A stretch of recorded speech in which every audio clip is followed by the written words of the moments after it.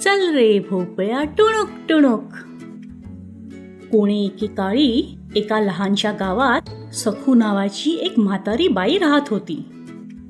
गावाच्या चारही बाजूला दाट जंगल होतं.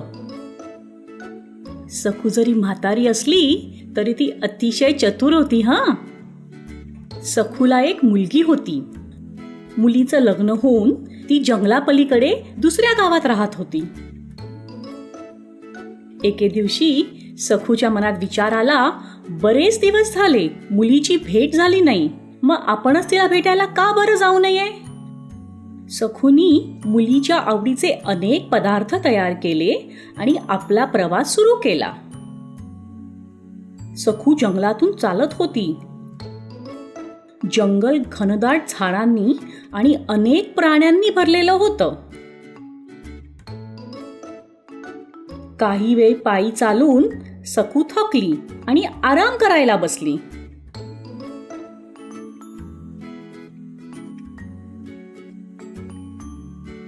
तिला भूकही लागली होती. तिने खाऊचा डबा उघडला, पण तेवढ्यात तिने समोरच्या झाडीतून विचित्र आवाज ऐकला.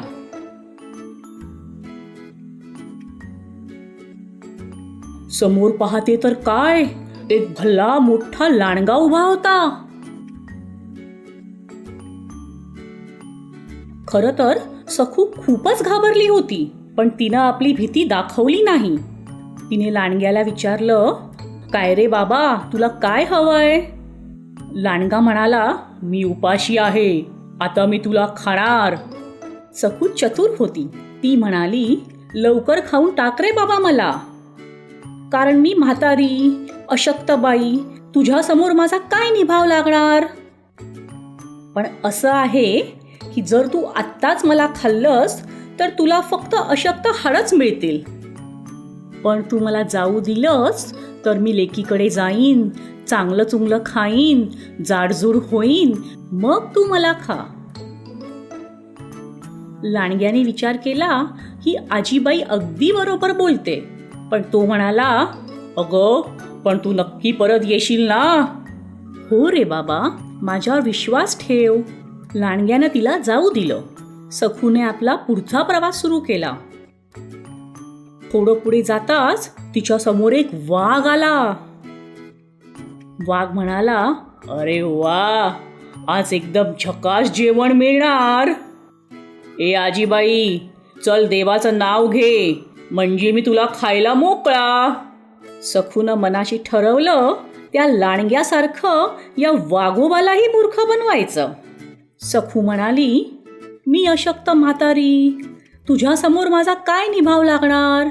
चल एकदाचं फस्त करून टाक मला, पण आधी मी जे काय सांगते ते ऐकलंस तर बरं होईल. वाघ म्हणाला, जे काही बोलायचंय ते लवकर बोलून टाक. तू आत्ताच जर मला खाल्लंस तर तुला फक्त हाडच चघळावी लागतील, पण तू मला सोडून दिलंस तर मी लेकीकडे जाईन, तूप रोटी खाईन, जाडजूड होईन, मग तू मला खा. वाघ म्हणाला, एवढं चांगलं जेवण सोडून द्यायला मी काय तुला मूर्ख वाटतोय?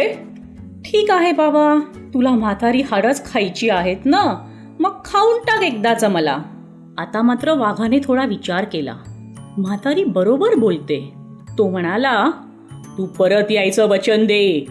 मी नक्की परत येईन. वाघाने तिला जाऊ दिलं. तिनं पुढचा प्रवास सुरू केला. थोड्याच अंतरावर तिच्या समोर एक सिंह उभा राहिला. सिंहाने विचार केला, चला जेवणाची सोय झाली, आणि तोही एक मानव, म्हणजे नक्कीच चवदार भोजन. ए आजीबाई, पळायचा प्रयत्न करू नकोस, अगदी सरळ उभी राहा. सखूनं विचार केला, अरे बापरे, आता या सिंहालाही फसवावं लागणार.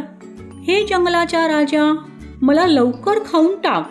मी अशक्त म्हातारी, तुझ्यासमोर काय तग धरणार. पण हो, माझी एक विनंती आहे, जरा ऐकून घेशील का रे? गप्प उभी राहा, माझ्याकडे वेळ नाही. अरे जरा बघ माझ्याकडे, मी किती अशक्त, धड उभीही राहू शकत नाही. मला खाऊन तुला काय मिळणार? फक्त हाडकं. मी माझ्या मुलीच्या घरी जाते, तिथे जाऊन छान छान खाईन, जाडजूड होईन, मग तू मला खा. ए आजीबाई, कोणाला फसवतेस? जंगलाच्या राजाला? जशी तुझी मर्जी. चल लवकर खाऊन टाक एकदाच. आता मात्र सिंहाने थोडा विचार केला. आजीबाई बरोबर बोलते. तू नक्की परत येशील ना? मला वचन दे. हो रे बाबा, तू एवढ्या विश्वासाने मला जीवनदान देतोस म्हणूनच मी परत येईन. सखूनी देवाचे आभार मानले आणि ती पुढच्या प्रवासाला लागली. जंगल मागे टाकून ती मुलीच्या घरी सुखरूप पोहोचली. आईला बघून मुलीला खूप आनंद झाला. दोघींनी एकत्र भोजन केलं. सखूनी मुलीला जंगलात घडलेल्या गोष्टी सांगितल्या. मुलगी म्हणाली, देवाच्या कृपेने तू सुखरूप आलीस, आता आरामात राहा. सखू मुलीच्या घरी मजेत राहत होती.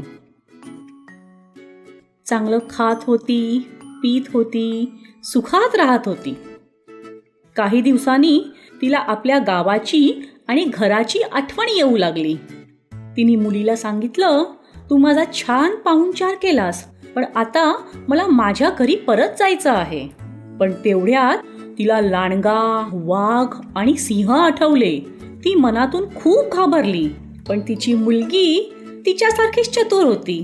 ती म्हणाली, ए आई, अजिबात घाबरू नकोस, मला एक छान युक्ती सुचलीये. तिने आपल्या बागेतला एक मोठा भोपळा आणला. तो भोपळा आतून पूर्ण रिकामा केला.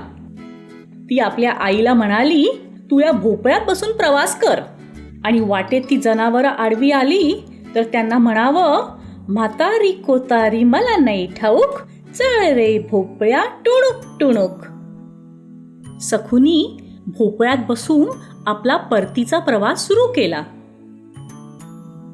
वाटेत तिला सिंह भेटला.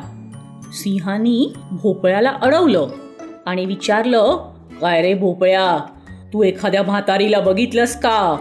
तिने काही दिवसात परत यायचं वचन दिलं होतं. भोपळ्याने उत्तर दिलं, म्हातारी कोतारी मला नाही ठाऊक, चल रे भोपळ्या टुणूक टुणूक. सिंह चकित झाला आणि त्यांनी भोपळ्याला जाऊ दिलं.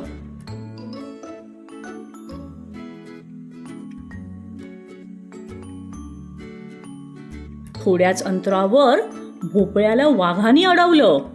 चालणारा भोपळा पाहून वाघही चकित झाला. काय रे भोपळ्या, तू एखाद्या म्हाताऱ्या बाईला बघितलंस का? भोपळ्याने उत्तर दिलं, म्हातारी कोतारी मला नाही ठाऊक, चल रे भोपळ्या टुणूक टुणूक. वाघाने भोपळ्यावर विश्वास ठेवला आणि त्याला जाऊ दिलं. थोडं दूर गेल्यावर वाटेत तिला लांडगा दिसला. चालणारा भोपळा पाहून तोही चकित झाला.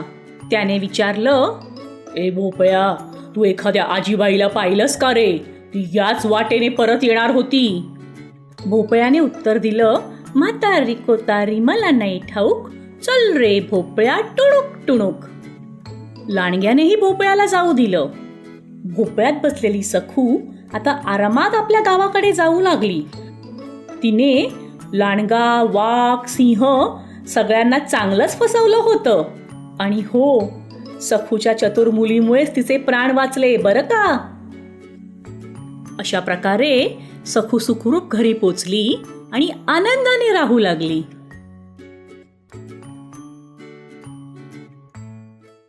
फ्रेंड्स, आमच्या चॅनलला सबस्क्राईब करा आणि बेल आयकॉन प्रेस करायला विसरू नका.